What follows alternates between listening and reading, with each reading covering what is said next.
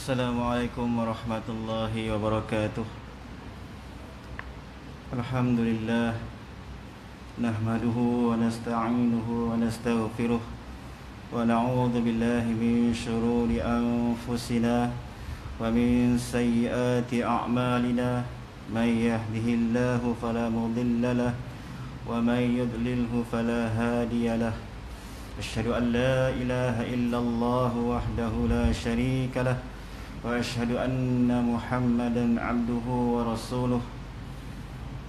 Allahumma rabba Jibril wa Israfil wa Mikail, fatiras samawati wal ard, alimal ghaibi wasyahadah, anta tahkumu baina ibadika fima kanu fihi yakhtalifun. Ihdina lima ikhtalafa fihi minal haqqi biiznik, innaka tahdi man tasha'u ila siratin mustaqim. Rabbi shrah li sadri wa yassir li amri wahlul 'uqdatam min lisani yafqahu qawli. La hawla wa la quwwata illa billah. La hawla wa la quwwata illa billah. La hawla wa la quwwata illa billahil 'aliyyil 'azim. Amma ba'd. Usikum wa iyaya bittaqwallah faqad fazal muttaqun. Pertamanya, marilah kita merafakkan setinggi kesyukuran kehadirat Allah Subhanahu wa ta'ala, kerana dengan nikmatnya masih lagi diberikan kepada kita umur untuk kita melakukan ibadah kepada Allah Subhanahu wa ta'ala, buat bekalan kita menuju Allah Subhanahu wa ta'ala. Fatazawwadu fa inna khairuz zadi taqwa. Maka berbekallah, kerana sebaik-baik bekalan menuju Allah Subhanahu wa ta'ala itu ialah bekalan taqwa. InsyaAllah pada malam ini, kesempatan ini, kita sambung lagi siri bacaan kitab kita Ziarah ke Alam Barzakh. Tajuk pada malam ini ialah Saat Meninggal Yang Paling Baik. Saat Meninggal Yang Paling Baik, muka surat 435. Sebagai mukaddimahnya, firman Allah Subhanahu wa ta'ala, A'udzubillahi minasyaitonir rajim. Kullu nafsin za'iqatul maut wa innama tuwaffawna ujurakum yawmal qiyamah faman zuhziha 'anil nar wa udkhilal jannah faqad faz wa mal hayatud dunya illa mata'ul ghurur. Kullu nafsin dha'iqatul maut. Setiap yang bernyawa. Kullu, setiap, tidak ada yang terkecuali. Setiap yang bernyawa pasti akan merasai kematian. Wa innama tuwaffawna ujurakum yawmal qiyamah. Kerana apabila kita mati, akan disempurnakan nanti di hari kiamat pahala-pahala kalian pada hari kiamat. Faman zuhziha 'anil nar. Siapa yang dijauhkan daripada api neraka, wa udkhilal jannah, dan dimasukkan pula ke dalam syurga, faqad faz, maka itulah orang yang berjaya. Faqad faz, maka sesungguhnya itulah orang yang berjaya. Wa mal hayatud dunya, tidaklah dunia ini, illa mata'ul ghurur, kecuali sesuatu yang menipu daya. Ali Imran ayat 185. Kemudian diberikan lagi kepada kita pengajaran dalam surah Al-Mulk yang biasa kita baca sebelum tidur. Tabarakalladzi biyadihil mulk wa huwa ala kulli syai'in qadir. Sambungannya, alladzi khalaqal mauta wal hayata liyabluwakum ayyukum ahsanu amala. Dialah Allah yang menjadikan kematian dan kehidupan, liyabluwakum ayyukum ahsanu amala, untuk dilihat siapakah di antara manusia ini yang paling baik amalnya kepada Allah Subhanahu wa ta'ala. Dalam firman yang lain, dalam surah Al-Jumu'ah, firman Allah Subhanahu wa ta'ala, Qul innal mauta alladhi tafirruna minhu fa innahu mulaqikum. Katakanlah wahai Muhammad, innal mauta, sesungguhnya kematian, alladzi tafirruna minhu, yang kamu cuba lari daripadanya. Semua orang nak lari daripada kematian. Innal mautal ladzi tafirruna minhu, sesungguhnya kematian yang kamu nak lari daripadanya. Fa innahu mulaqikum, ke mana kamu nak lari, sesungguhnya dia akan menjejaki kamu. Fa innahu mulaqikum, kematian itu akan tetap menjelma di hadapan kita. Thumma turadduna ila alimil ghaibi wasyahadah, kemudian manusia akan dipulangkan kepada Allah yang alimil ghaibi wasyahadah, yang maha mengetahui perkara yang ghaib dan perkara yang syahadah. Fayunabbi'ukum bima kuntum ta'malun, dan dia akan khabarkan kepada semua manusia apa-apa yang telah mereka kerjakan semasa di dunia dahulu. Sabda Nabi sallallahu alaihi wasallam, faman ahabba liqa Allah, sesiapa yang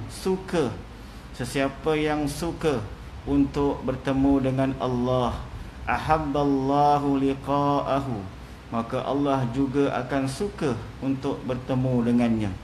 Wa man kariha liqa Allah, sesiapa yang benci, takut untuk bertemu dengan Allah, karihallahu liqa'ahu, maka Allah juga akan benci untuk bertemu dengannya. Dalam surah yang lain Allah berfirman, ya ayyatuhan nafsul mutmainnah irji'i ila rabbiki radiyatan mardiyah fadkhuli fi ibadi wadkhuli jannati. Wahai jiwa-jiwa yang tenang, irji'i ila rabbiki, kembalilah kamu kepada Tuhan kamu, radiyatan mardiyah, dalam keadaan kamu redha dan diredai.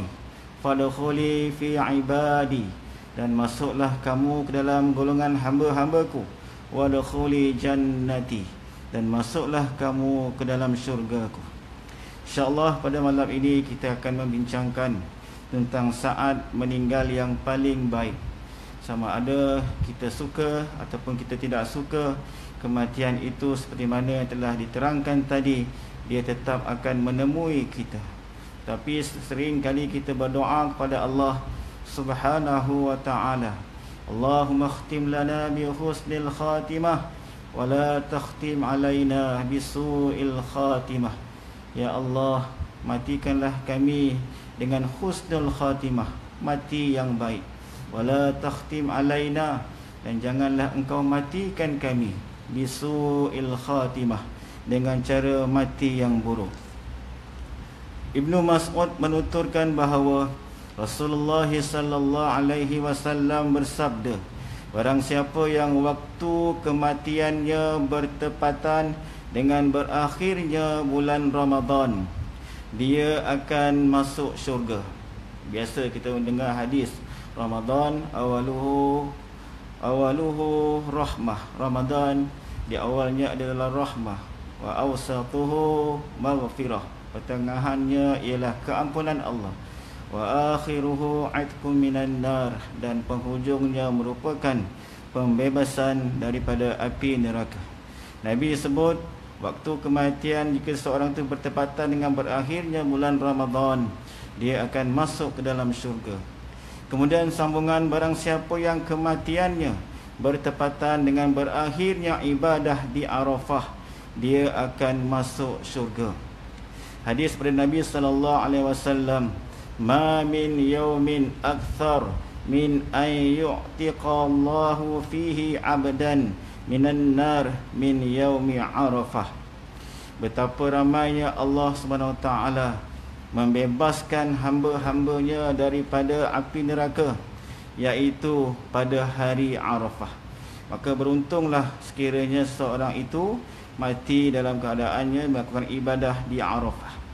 Dan barang siapa yang waktu kematiannya bertepatan dengan berakhirnya sedekah, dia pun akan masuk ke syurga.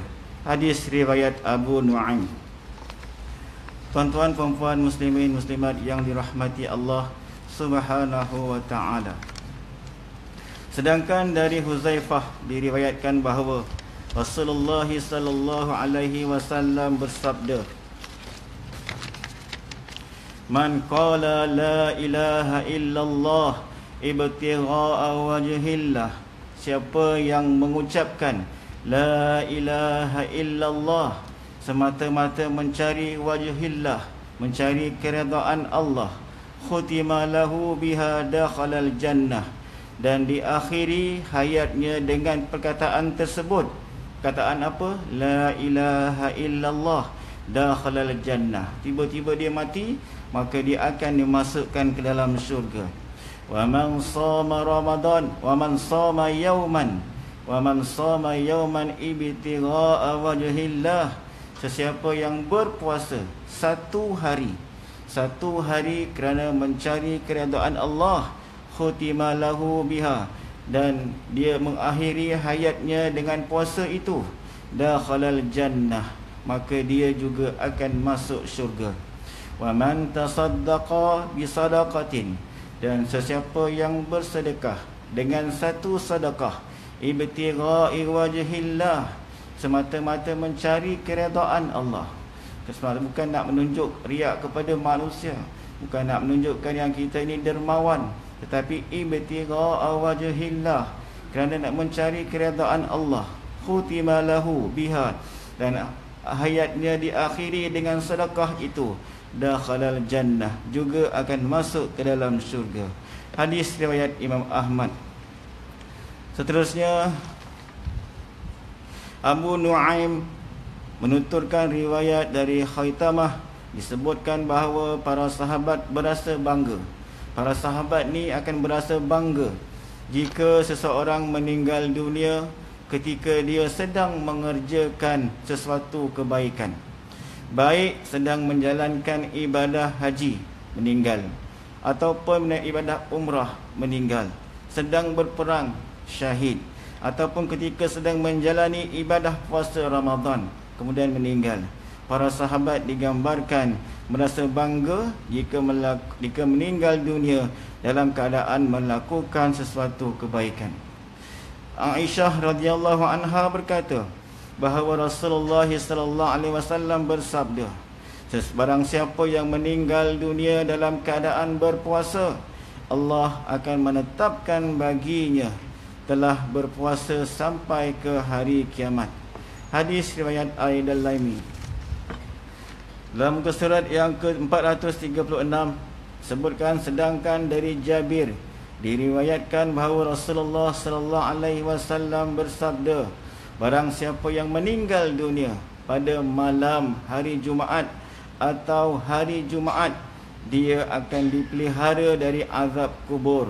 Pada hari kiamat kelak, dia akan datang sedangkan pada dirinya melekat tanda syuhada. Hadis riwayat Abu Nuaim. Ma min muslimin yamutu yaumal jum'ah, mana-mana orang muslim yang meninggal pada hari Jumaat, au lailatal jum'ati, atau pada malam Jumaat, illa, melainkan waqahullah min fitnatil qabr, Allah akan peliharanya daripada fitnah kubur ataupun azab kubur. Hamid melalui Sa'ad bin Tarif al-Iskat menuturkan riwayat dari Abu Ja'far, dia mengatakan malam Jumaat itu mulia dan hari Jumaat juga sangat terang. Barang siapa yang meninggal dunia pada malam Jumaat, Allah akan menetapkan baginya kebebasan dari azab kubur. Dan barang siapa yang meninggal dunia pada hari Jumaat, dia akan dilindungi dari api neraka. Tuan-tuan, puan-puan, muslimin, muslimat yang dirahmati Allah Subhanahu wa taala, ada persoalan yang ditanyakan, apakah tanda-tanda untuk kita mengenali bahawa seseorang itu mati dalam keadaan husnul khatimah? Apakah tanda-tanda untuk kita mengenali bahawa seseorang itu mati dalam husnul khatimah? Sebenarnya terdapat banyak hadis yang menyebutkan tentang tanda-tanda seseorang itu meninggal dalam keadaan husnul khatimah, seperti mana yang kita sentiasa doa, Allahumma khtim lana bi husnil khatimah. tentulah terlebih dahulu antara syarat yang paling penting. Syarat yang paling penting, kita mengidam, kita berangan-angan, kita memimpi, kita berdoa supaya Allah matikan kita dalam keadaan husnul khatimah. Syarat yang paling penting bagi seorang itu nak mendapat husnul khatimah ialah mati dalam keadaan menganut agama Islam. Itu syarat yang paling penting. Sebab itulah khatib sentiasa berpesan kepada kita setiap kali naik mimbar, ya ayyuhallazina amanu, ya ayyuhallazina amanu, wala apa ayatnya itu?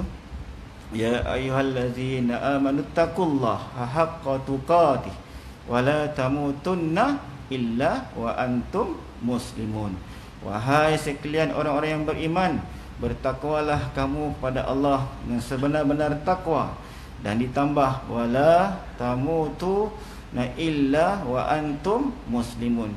Jangan sekali-kali kamu mati melainkan kamu dalam keadaan beragama Islam, menyerah diri kepada Allah Subhanahu wa ta'ala. Itu merupakan syarat paling penting untuk kita mendapat husnul khatimah, iaitu kita kena pastikan yang kita mati dalam keadaan beragama Islam. Kena sentiasa berdoa pada Allah Subhanahu wa ta'ala dan juga beriman kepada Allah Subhanahu wa ta'ala dan melafazkan syahadah sebelum dia meninggal dunia.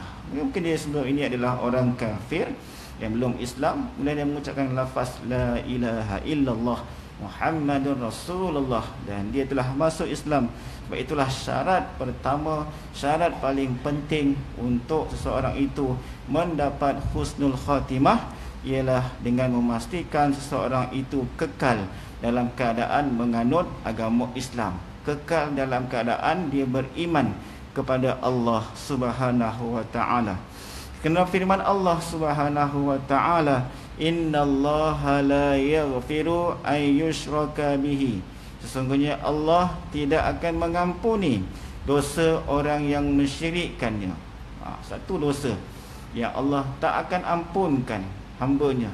Disebutkan di sini innallaha la yaghfiru ay yushraka bihi. Allah tidak akan ampunkan dosa orang-orang yang mensyirikkannya dengan sesuatu yang lain. Wa yaghfiru ma duna dzalika liman yasha.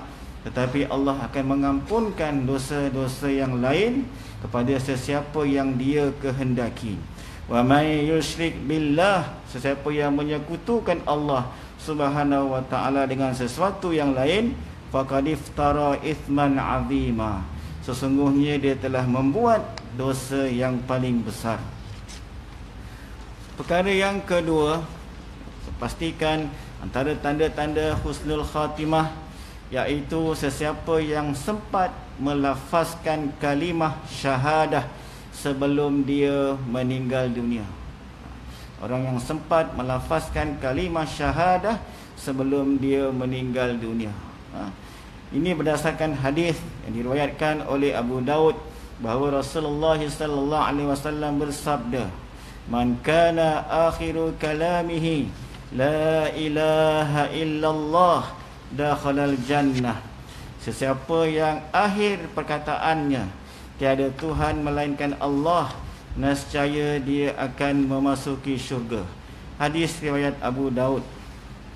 Tuan-tuan, puan-puan, muslimin, muslimat yang dirahmati Allah sekalian, perlu kita jaga, perlu kita ingat supaya kalimah tersebut, kalimah syahadah yang kita lafazkan tersebut, yang merupakan iman kepada diri kita ini tidak terbatal.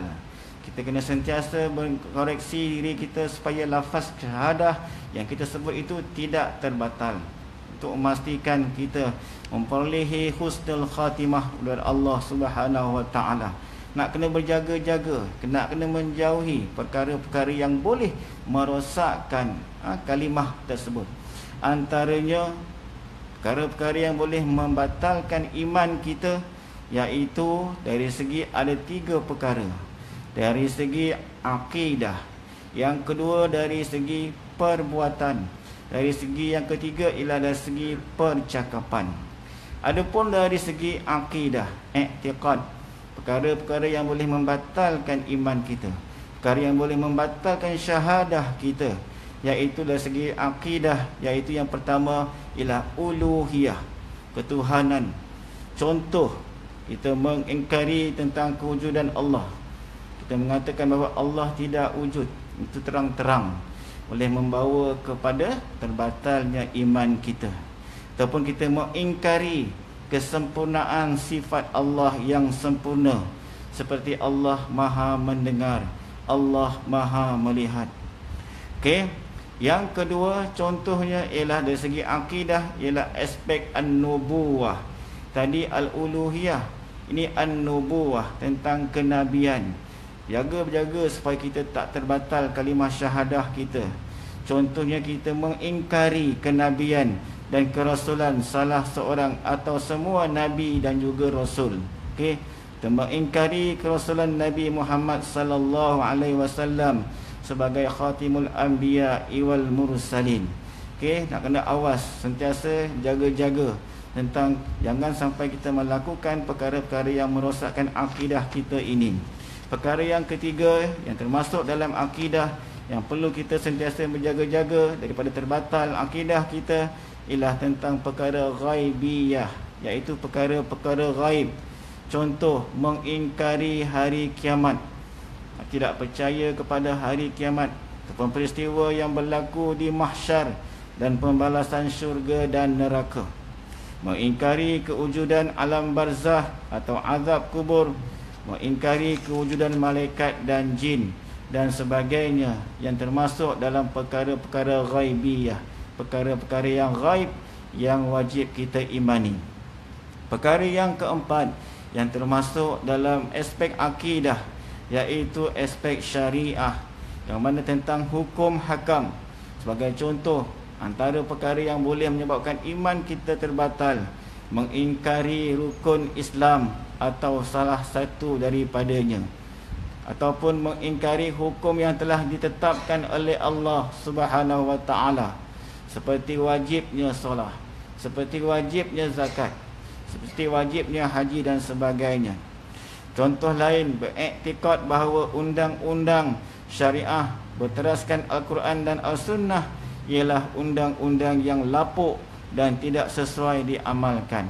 Inilah antara perkara-perkara dari aspek akidah yang perlu kita jaga. Jika kita tidak menjaganya, bimbang-bimbang kita akan melakukan perkara-perkara yang boleh membatalkan syahadah kita. Dari aspek akidah tadi, uluhiyah. Yang kedua, nubuwah. Yang ketiga ialah ghaibiyah. Yang keempat tadi ialah syariah. Manakala perkara yang kedua yang boleh membatalkan syahadah kita ialah melalui perkataan. Contohnya, pengakuan yang mengandungi maksud kufur. Pengakuan yang mengandungi maksud kufur. Contoh, saya tidak lagi beragama Islam. Contoh, nak bergurau, tapi dia nak bergurau, saya sudah tidak beragama Islam. Lepas tu ketawa ramai-ramai, kan, nak main-mainkan agama. Perkara itu, walaupun dari segi nak berlawak, nak bergurau, boleh membawa kepada kita ni terbatal iman kita. Contoh lagi, pengakuan yang mengandungi maksud kufur. Al-Quran sudah tidak sesuai lagi diamalkan. Contoh, Al-Quran ni dulu, sekarang dah tak sesuai lagi. Awas, jangan kita memperkatakan perkataan-perkataan seperti itu, ya. Perkara yang kedua, contoh melalui perkataan ialah penafian akidah Islam. Contoh, saya tidak percaya adanya malaikat raqib dan atid. Contoh lagi, Rasulullah sallallahu alaihi wasallam pun buat dosa. Kita mengingkari bahawa Rasulullah itu seorang yang maksum, terpelihara daripada melakukan dosa. Okey, perkara yang ketiga yang termasuk dalam perkataan yang perlu kita sentiasa berawas ialah persendaan hukum hakam Islam. Ini yang ramai dilakukan, mempersendakan hukum hakam Islam. Contoh, zaman sekarang tak perlu menutup aurat lagi, kan? Contoh, ya. Contoh, Bilal itu telah menyalak seperti anjing. Kita dengar muazzin melaungkan azan, kita pula dalam keadaan sedang tidur lena, badan pun penat kerja, tiba-tiba bunyi azan, kita pun marah, tiba-tiba kita pun menyebut perkataan dah bunyi dah, anjing menyalak contohnya. Jadi kita telah mempersendakan hukum hakam Islam. Itu antara 3 contoh dikatakan perkataan-perkataan yang boleh membawa terbatalnya syahadah. Bila terbatal syahadah, tentulah kita tak akan mendapat husnul khatimah. Perkara yang ketiga ialah iman kita boleh terbatal melalui perbuatan kita, melalui perbuatan. Contoh perbuatan yang boleh membatalkan iman ni seperti sujud kepada berhala atau makhluk dengan sengaja. Okey. Contoh yang lain, meletakkan peralatan agama lain, contoh salib ke, dan memberikan penghormatan kepadanya, mengagung-agungkannya. Contoh lain, melakukan upacara ibadah agama lain. Itulah antara perkara-perkara yang boleh membatalkan syahadah kita, iman kita. Nak kena sentiasa kita berawas. Yang pertama, dari segi akidah. Yang kedua, dari segi perkataan. Yang ketiga, dari segi perbuatan. Muslimin muslimat yang dirahmati Allah, perkara yang kedua yang nak sebutkan di sini ialah mati pada hari atau malam Jumaat. Tadi kita telah sebutkan berdasarkan hadis yang diriwayatkan daripada Abdullah bin Amru bahawa Rasulullah sallallahu alaihi wasallam bersabda, "Ma min muslimin yamutu yaumal jum'ati aw lailatal jum'ati illa waqahu Allah fitnatal qabri." Tidak ada Muslim yang meninggal dunia pada hari atau malam Jumaat kecuali Allah SWT akan melindunginya daripada fitnah kubur. Ya, kadang-kadang kita pun rasa cemburu melihat sahabat-sahabat kita yang diberikan oleh Allah SWT ditarik nyawanya pada hari Jumaat, iaitu hari yang baik. Ya. Perkara yang ketiga ialah mengucap 2 kalimah syahadah sebelum menghembuskan nafas yang terakhir. Di saat kita sakaratul maut, orang-orang yang boleh melafazkan kalimah syahadah sebelum menghembuskan nafas yang terakhir. Ini berdasarkan hadis yang disebutkan bahawa Rasulullah sallallahu alaihi wasallam bersabda, "Man kana akhiru kalamihi la ilaha illallah dakhalal jannah."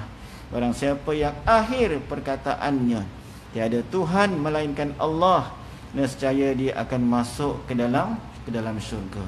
Ini nikmat yang Allah SWT berikan kepada insan-insan yang dipilih oleh Allah Subhanahu Wa Taala.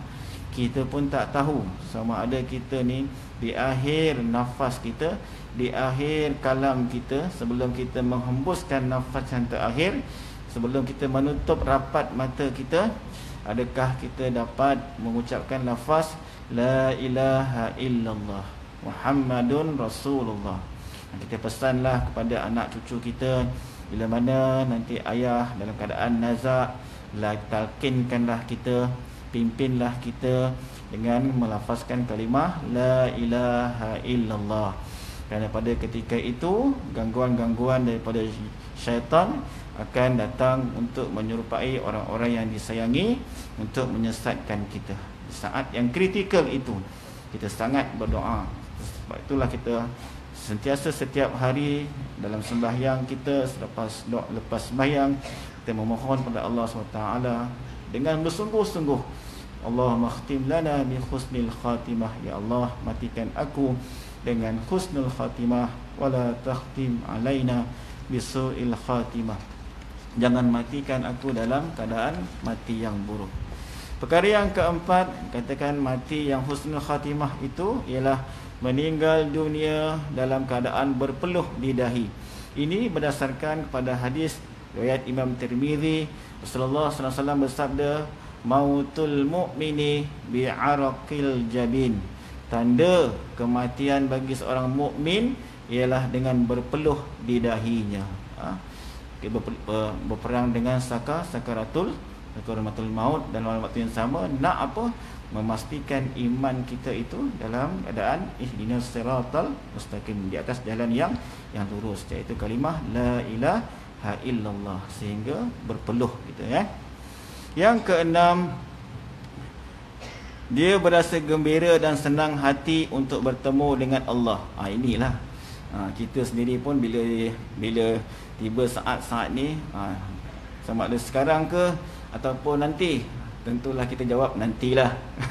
Kan kita pun takut nak diambil nyawa sekarang. Tetapi di sini disebutkan antara orang yang dah bersedia, orang yang mati dalam husnul khatimah, dia berasa gembira dan senang hati pula tu untuk bertemu dengan Allah Subhanahu Wa Taala. Man ahabba liqa Allah, siapa yang suka untuk bertemu dengan Allah. Nak bertemu dengan Allah mestilah kena matilah. Kena matilah nak bertemu dengan Allah. Man ahabba liqa Allah, siapa yang suka untuk bertemu dengan Allah, liqa ahabballahu liqa'ahu, maka Allah juga akan suka untuk bertemu dengan dia. Maksudnya kita dah bersedialah tu. Sekarang ke ya Allah, saya sekarang, maka kita pun suka untuk bertemu dengan Allah Subhanahu Wa Taala. Kalaulah kita masih lagi bergelumbang dengan dosa dan kita masih lagi tidak bertaubat dengan taubat nasuha, tentulah kita dalam keadaan yang tidak bersedia. Dan tentulah wa man kariha liqa Allah, siapa yang benci untuk bertemu dengan Allah, karihallahu liqa'ahu, maka Allah juga benci untuk bertemu dengannya. Hadis riwayat Muslim 2685. Yang ketujuh, meninggal dunia disebabkan kematian yang berkaitan dengan perut. Ini Nabi sebut waman mata fil batni fahuwa syahid, siapa yang mati ada sakit di dalam perut, disebabkan sakit dalam perut, maka dia termasuk dalam golongan orang-orang yang syahid. Yang ke-8, laju sikit ya. Yang ke-8, meninggal dunia dalam keadaan mati lemas, jatuh bangunan dan syahid di jalan Allah. Asy-syuhada'u khamsatun. Syuhada yang dikatakan mati syahid itu ada 5 golongan. Siapa? Al-mata'un. Al-mata'un, orang yang meninggal kerana wabak, termasuklah dikatakan COVID-19 ni, ta'un. Yang kedua, wal mabtun, orang yang ada penyakit di dalam perut, macam-macam lah penyakit dalam perut, usus ke, kanser ke dan sebagainya ya. Yang ketiga, wal ghariqu wasahibul hadmi, orang yang tenggelam, wasahibul hadmi, orang yang jatuh daripada bangunan, wasyahidu fi sabilillah, dan orang yang syahid pada jalan Allah. InsyaAllah kita azan, sambung lagi dua ciri insyaAllah.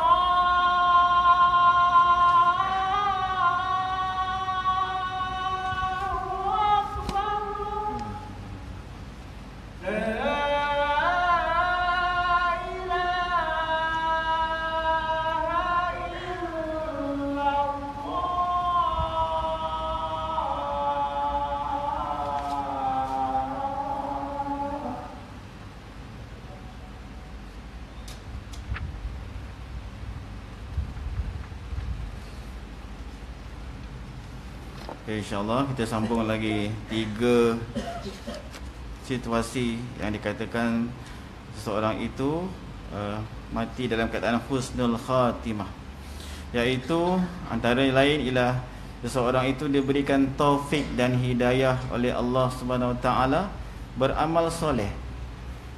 Dulu kita kenal seorang itu, masa muda-muda dia sangat lu macam mana. Mungkin dia seorang yang pemarah, seorang yang bengis, seorang mungkin tak pergi solat Jumaat, minum arak dan sebagainya. Tapi sebelum dia meninggal, dia berikan taufik dan hidayah oleh Allah Ta'ala beramal soleh pula sebelum dia meninggal dunia. Ini disebutkan dalam hadis, iza aradallahu bi'abdin khaira ista'malahu. Jika Allah menghendaki seseorang hamba itu dengan kebaikan, Allah akan jadikan dia sentiasa melakukan amal. Qalu, para sahabat bertanya, wa kaifa yasta'miluhu? Bagaimana pula keadaan dia orang yang sentiasa melakukan amal? Qala, Nabi pun menjawab, yuwaffiquhu li'amalin salih qabla al-mautihi. Allah beri taufik dan hidayah kepada seorang itu untuk melakukan amal saleh qabla al-mautihi, sebelum datangnya saat kematiannya. Kalau kita lihat seseorang itu dahulunya tidak soleh, tidak melakukan amal soleh, tapi di saat-saat akhir sebelum saat-saat kematiannya, Allah SWT berikan kepada dia hidayah, berikan taufik kepada dia, berikan, campakkan kesedaran kepada dia untuk membuat bekalan amal soleh, istiqomah pula dengan amalan tersebut. Maka itulah antara tanda-tanda orang itu mati dalam keadaan husnul khatimah. Seterusnya disebutkan di sini juga antara dikatakan mati husnul khatimah itu ialah meninggal dunia kerana mempertahankan harta dan maruah diri. Ja'a rajulu ila Rasulillah sallallahu alaihi wasallam faqal. Seorang lelaki datang kepada Rasulullah sallallahu alaihi wasallam, lalu dia berkata, ya Rasulullah, wahai Rasulullah, ara'aita in ja'a rajulun yuridu akhza mali. Apakah pendapat engkau wahai Rasulullah, jika datang seorang lelaki itu hendak mengambil hartaku, lelaki itu hendak merampas hartaku?